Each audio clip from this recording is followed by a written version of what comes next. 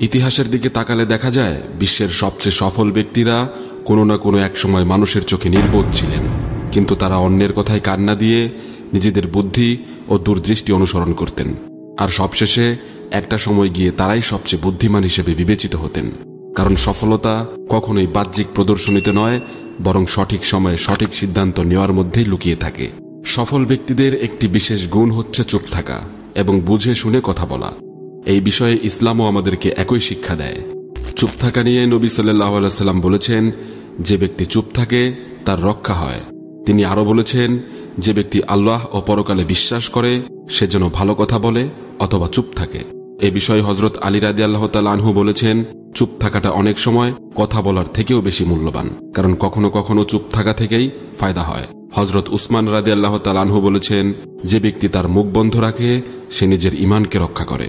হযরত ইয়াহইয়া আলাইহিস সালাম বলেছেন, চুপ থাকার মধ্যে অনেক শিক্ষার পাথেয় রয়েছে যেটা কথা বলার মধ্যে নেই।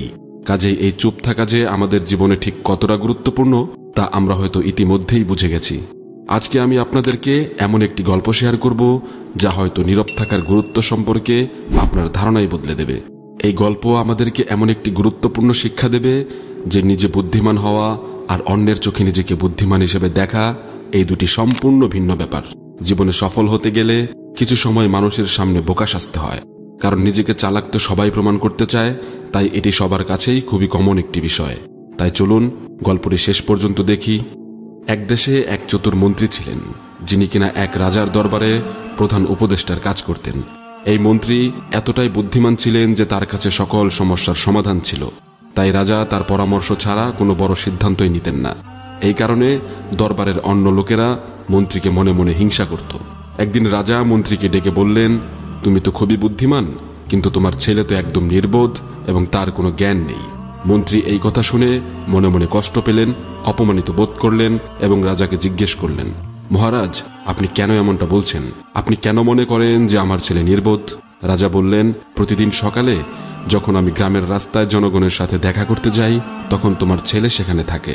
আমি তাকে প্রত্যেক দিন জিজ্ঞেস করি, সোনার মূল্য বেশি নাকি রূপা? এবং প্রতিদিন সে উত্তর দেয়, রূপার মূল্য বেশি। এই কথা শুনে দরবারের সবাই হাসতে লাগলো আর মন্ত্রীর মন খারাপ হয়ে গেল। তিনি কিছু না বলে সোজা বাড়ি গেলেন এবং ছেলেকে জিজ্ঞেস করলেন, বলতো কোন ধাতুর মূল্য বেশি, সোনা নাকি রূপা? ছেলে সঙ্গে সঙ্গে বলল, অবশ্যই সোনা। মন্ত্রী তখন বললেন, যদি তুমি জানো যে সোনার মূল্য বেশি, তবে তুমি কেন প্রতিদিন রাজার সামনে ভুল উত্তর দিয়ে বলো যে রূপার মূল্য বেশি? ছেলে উত্তর দিল, বাবা, প্রতিদিন সকালে রাজা বাজারে আসেন এবং আমাকে ডেকে আমার সামনে দুটি মুদ্রা রাখেন, একটি সোনার এবং একটি রূপার। তারপর বলেন, যে মুদ্রার মূল্য বেশি তা তুমি নিয়ে নাও। আমি রূপার মুদ্রাটি তুলে নেই আর রাজা হেসে চলে যান। মন্ত্রী তখন জিজ্ঞাসা করলেন, কিন্তু তুমি প্রতিদিন রূপার মুদ্রাই কেন তুলে নাও? আজ তো তোমার জন্য পুরো দরবারের সবাই আমাকে নিয়ে হাসাহাসি করেছে। ছেলেটি তখন তার বাবার হাত ধরে নিজের ঘরে নিয়ে গেল এবং একটি বাক্স খুলল। বাক্স ভর্তি ছিল রূপার মুদ্রা। এটা দেখে মন্ত্রী অবাক হয়ে বললেন, তুমি এত রূপার মুদ্রা কোথায় পেলে, কিভাবে পেলে? তখন ছেলে বলল, বাবা, এইসব মুদ্রা রাজা আমাকে দিয়েছেন।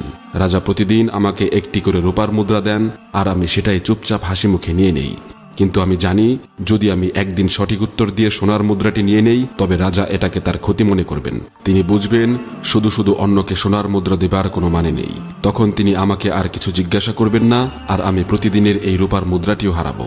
রাজা আনন্দ পান যখন আমি রূপার মুদ্রা নিয়ে বলি যে রূপা সোনার চেয়ে বেশি মূল্যবান।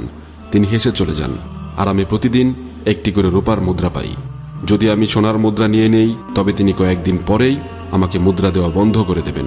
আমি একটি সোনার মুদ্রার জন্য আমার প্রতিদিনের রূপার মুদ্রাগুলো হারাতে চাই না। এই কথা শুনে মন্ত্রী নিজের ছেলের বুদ্ধি দেখে গর্বিত হলেন। তিনি বুঝতে পারলেন যদিও সবাই তার ছেলেকে নির্বোধ বলে মনে করে, আসলে তার ছেলের বুদ্ধি কেবল একজন জ্ঞানী মানুষই বুঝতে পারবে। এরপর থেকে যখনই কেউ মন্ত্রীর ছেলেকে নির্বোধ বলতো তিনি মৃদু হেসে চলে যেতেন। বাস্তব জীবনে তোমরাও নিশ্চয় লক্ষ্য করেছ যে কিছু মানুষ অল্প কাজ করেও বড়াই করে আর কিছু মানুষ বিশাল কাজ করেও তা প্রচার করে না। এই গল্পে মন্ত্রীর ছেলে নিজের লাভের জন্য সচেতনভাবে প্রতিদিন রূপার মুদ্রা নিচ্ছিল। সে যদি লোভে পড়ে সোনার মুদ্রাটি ধরে বসতো তাহলে তার হয়তো 2-4টা সোনার মুদ্রা পাওয়া হতো ঠিকই, কিন্তু এতগুলো রূপার মুদ্রা পাওয়া হতো না, যা একসাথে হিসাব করলে 2-4টা সোনার মুদ্রার চাইতেও অনেক বেশি মূল্যবান। তাই তুমি যদি নিশ্চিত জানো যে তুমি যা করছো তা ঠিক করছো, তাহলে অন্যরা তোমাকে নির্বোধ, পাগল, গাধা, বলদ যা ইচ্ছা বলুক তাতে তোমার কিচ্ছুই আসে যায় না, কারণ তুমি জানো একদিন আসবে যেদিন তুমি এই সাধারণ মানুষদের থেকে অনেক এগিয়ে যাবে। এই গল্পের মূল শিক্ষা হলো মানুষের সামনে নিজেকে কখনোই অতিরিক্ত চালাক প্রমাণ না করা, অতিরিক্ত লোভ লালসা না করা, নিজের পরিশ্রম বা অর্জন নিয়ে গর্ব বা বড়াই না করা, নিজের সঠিক সিদ্ধান্তকে অন্যের সামনে প্রকাশ না করা। কারণ প্রকৃত বুদ্ধিমান ব্যক্তিরা চুপচাপ এবং বুঝে শুনে সিদ্ধান্ত নেন। বুঝে শুনে তারা 10টার জায়গায় একটা কথা বলে এবং একসাথে অল্প সময়ে বেশি লাভবান হওয়ার চিন্তাকে এড়িয়ে চলে, যা তাকে লোভের দিকে নিয়ে যায়। এবং তারা কখনোই মানুষদের সামনে শুধু কথার দ্বারা নিজেকে চালাক প্রমাণ করার চেষ্টা করে না। এতে মানুষরা তাকে গাধা, বোকা, বলদ যাই বলুক তাতে তার কিছুই আসে যায় না, কারণ সে নিজে জানে সে কি, এবং যারা তাকে বোকা, বলদ, গাধা ইত্যাদি বলছে তাদের চেয়েও অনেক বড় কিছু করবেই করবে।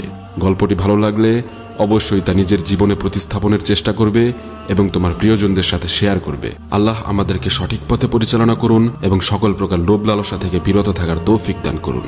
আমিন।